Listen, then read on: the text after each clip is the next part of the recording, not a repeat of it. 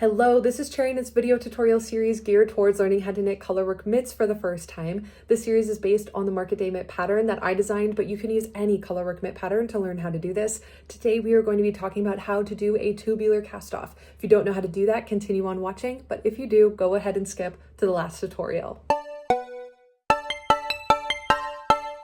This cast-off technique is known as a tubular cast-off with no setup rows, or an Italian cast-off, whichever you prefer.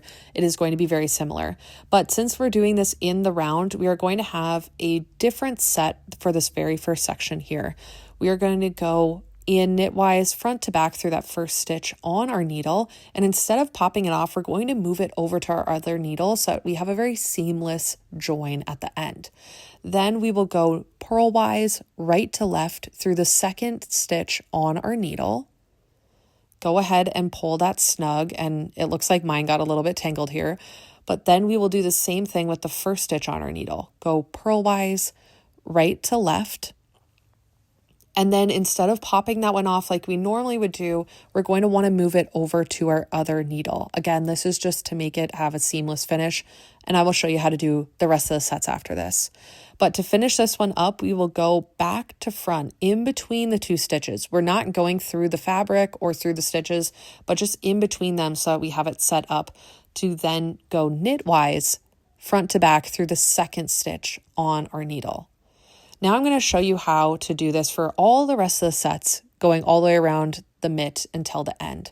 So it's very similar, but you'll take your needle, go front to back through that first stitch, and instead of moving it over to your other needle, you're going to pop it off completely. That stitch is done. It's casted off.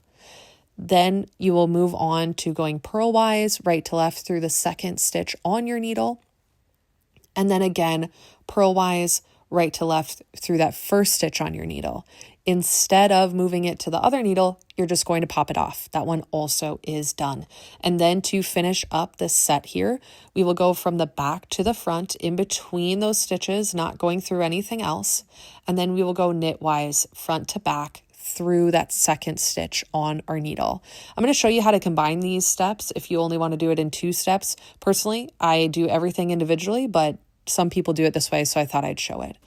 Go ahead and go through knitwise front to back with that very first stitch, and instead of pulling it all the way through, you can go ahead and pop it off and then go purlwise into that second stitch on your needle. Go ahead and pull that tight. That is step 1. And then step 2 is a little bit tricky to me, but again, everybody is their own person. They can decide if they want to do this. Go purlwise in that first stitch, pop it off, and then go from the back side in between those two, and then weave your needle in front to back through that second stitch on your needle.